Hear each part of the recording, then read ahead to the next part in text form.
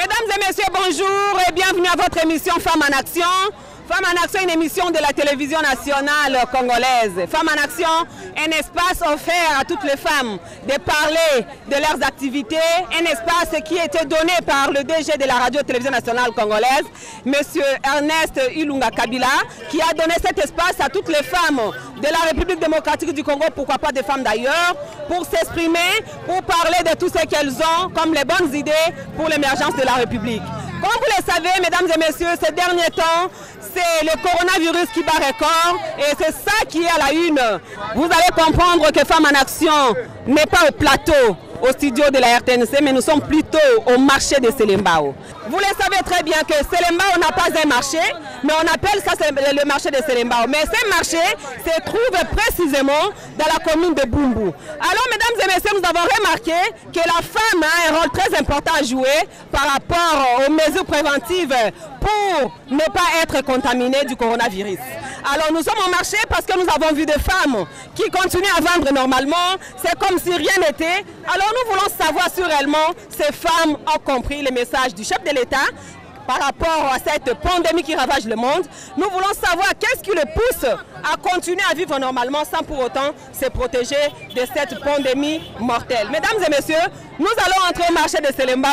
Nous allons aborder quelques femmes qui sont là et avec elles, nous allons animer, nous allons présenter, nous allons partager à travers l'émission Femmes en Action. A tout de suite. Bote maman. Tolingi to tuna o mwa muke po biso tozali émission ya ba mama na RTNC. Tomoni ozoteka awa toza na wenze ya Selembao. Omoni ndenge ni depuis maloba oyo mokonza mboka lobaki na makambo etali coronavirus. Bon biso pona makambo wana tosepeli nango mingi po bakonzi na biso balakisi biso ndenge ni tokoki ko se protéger po tozala te contre microbe wana te. Tozo sokola maboko to na lave-main tinga na za lave-main yango to sangisi na muninga baklia ba sokola maboko na biso moko muke to sokoli po bakashi ne balobaki fo muto aza enrhumé ou bien muto aza malade ne mutakozala nango yango wana toza nango te mais pona koteka en tout cas semaine to teka na biso te mais na muke ka nzamba zo sunga biso bongo yo lokola mama hein conseil nini okoki kopesa na ba mama misusu autant mususu ba comprendre penza makambo ya coronavirus te keza vraiment eloko moko ekoki koboma biso.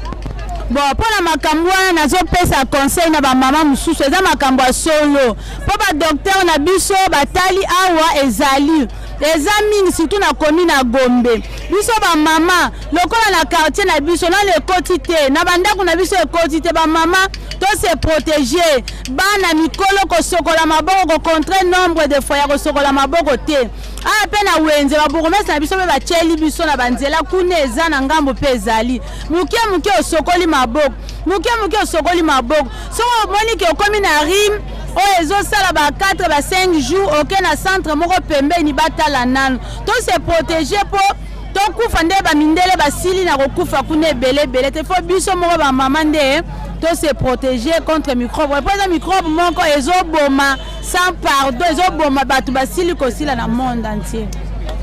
Merci maman Totonjo Koton. Merci beaucoup. Maman Mbote hein? Mbote maman. To kitoye ba kombo na yo et puis awa toza wapi? Awa toza na Bumbu kombo na nga Mabeya. Ngana tekaka awa. Mais problème oya maladi oyo pona ngai idée na ndenge ezaleli soki pena maladi eza na kati ya mboka oyo ba confiner ndenge ba mboka nyonso basali basala ngo mbala moko batu babimi une fois pour toutes lelo bosali Gombe batu Gombe bakokima na Gombe yena Selembao bata Selembao bakokende Gombe bozo monte bozo sala eloko te bo bazo pesa retard na vie eza na classe ya bana eza na makamu nyonso toza coincé tozo koka sur eloko te tozo eloko te bas confiné quand so ba sala 3 jours toza fani 3 jours si ma ba fongoli après ba sali ba constat na bonde bazo sala ba silisi ba fongoli misala une fois pour toutes biso to futi ba minerva la classe ya bana ya cher siko so ba déclarer en année blanche to se retrouver ndeni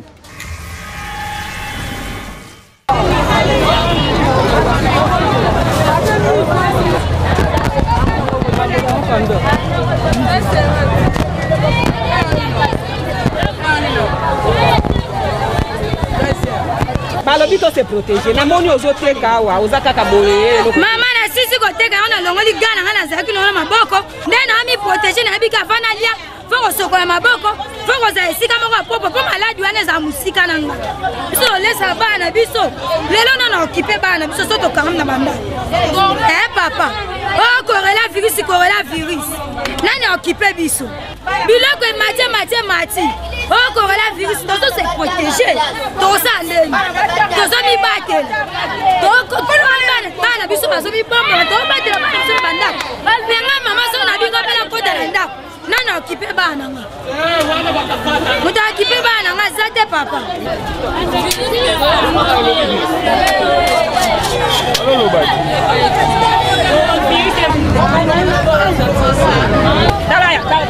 Tokomi mal à l'aise. Na koteka biloko etambola sute. Biloko zotambola te. Etambola sute, biloko etuli, toteka subi te batino so babanga na bango. Mbongo pesa te. Oteka biye. Sikoyo balobi ko se protéger na moni yo olati gante ofini kizolo te. Ozobenga te. Papa nzambe mama nzambe ka mutabatela. Nzambe a protéger biso. Ata totie bagana, tolati bagana na maboko. Toane elot donc nzambe ka mutabatela biso. Po tofana pena ba wenda tata olati bagana po tofani mapena wenda. Tozoteka totuta na pena bato. Bongo sikoyo proposition balobaki tovanda nao na bandaku. Bongo batala o mo bazobenga ngo confinement. So balinga mama wende bomondele. So tolingi tofana ndako bakisela biso biloko. Bape biso bambongo po tosomba biloko ekita totia ba provision na ndako po tofana na ndako. So tofana na ndako toliani.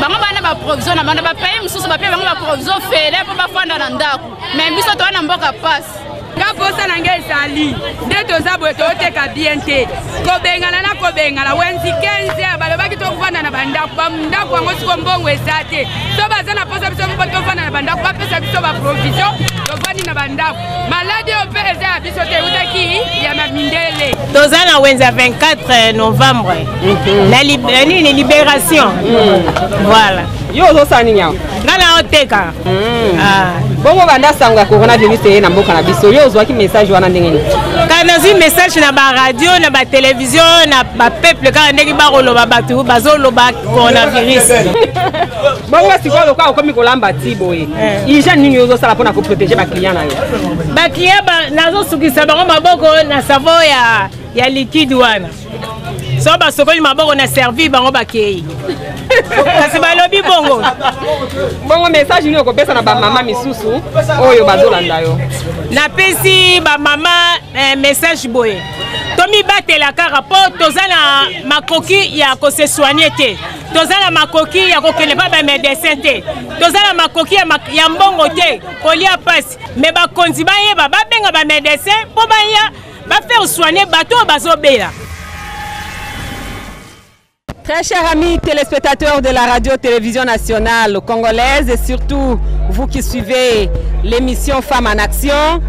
Et voilà, nous vous avons dit que nous sommes au marché communément appelé le marché de Selembao, mais précisément nous sommes dans la commune de Bumbu parce que ce marché se trouve dans la commune de Bumbu.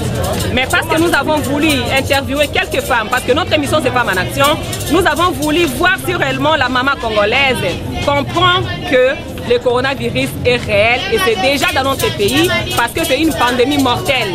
Alors nous avons essayé de parler avec quelques mamans, vous avez suivi. Apparemment les mamans n'ont pas compris le message. Et elles ignorent aussi également que le coronavirus existe bel et bien dans notre pays. Alors vous avez compris qu'elles ont soulevé beaucoup de problèmes. Les problèmes de confinement, elles ne sont pas d'accord pour ça parce que pour elles doivent sortir tous les jours pour chercher l'argent pour nourrir la famille. Beaucoup de ces femmes-là sont des veuves, les autres sont des femmes seules, les autres ont des difficultés même de vivre. Alors, pour elles doivent être tous les jours au marché pour vendre. Vous avez compris également que dans la commune de Selembao, il y a un problème très sérieux, le problème de l'eau. Il n'y a pas d'eau à Selembao. Donc tous les jours, les habitants de Selembao prient à ce que la pluie puisse tomber. Parce que quand il y a la pluie, c'est à ce moment-là qu'ils doivent avoir quelques quantités de l'eau. Il n'y a pas la SNEL, donc il n'y a pas l'énergie électrique, il n'y a pas aussi de l'eau à Selembao. Alors, nous espérons que le message est passé. Les autorités qui nous suivent à travers la RTNC vont pouvoir chercher la solution pour ça. Alors, Nalinga qui n'a pas Nalinga là, pour na ba maman pour émission na biso za ya ba maman mais toyebi ke ba papa pe ba kolanda biso pour ba papa bazalaka toujours na biso toyeba na bolamu ke coronavirus ezali maladie oyo ekoti na mboka na biso eza maladie ya mindele te e banaki na mindele me ekoti na mboka na biso eza kokoma deja bandeko na biso bakongolais mpe misusu baza maladi esenge na biso komibatela tosukola maboko ntango nyonso na mai mpe na sabuni toutilize badésinfectant na maboko na biso tolata bakashine mpona kose protege soko olingi kosola na kati ya loboko na yo to okosoli na papier mouchoir oyo okobwaka mbala moko tozala na distance ya 1 mètre na baninga soki tolingi tosolola babize epekisami ata bino babalani na ngonga oyo babize epekisami esengeli komibatela biso bamama toza na responsabilité ya monene tobatela mibali na biso tobatela bana na biso mpe tomibatela biso moko. Nous vous disons au revoir, le prochain rendez-vous c'est le mercredi prochain. D'ici là, portez-vous bien accompagné de l'RTNC. Au revoir.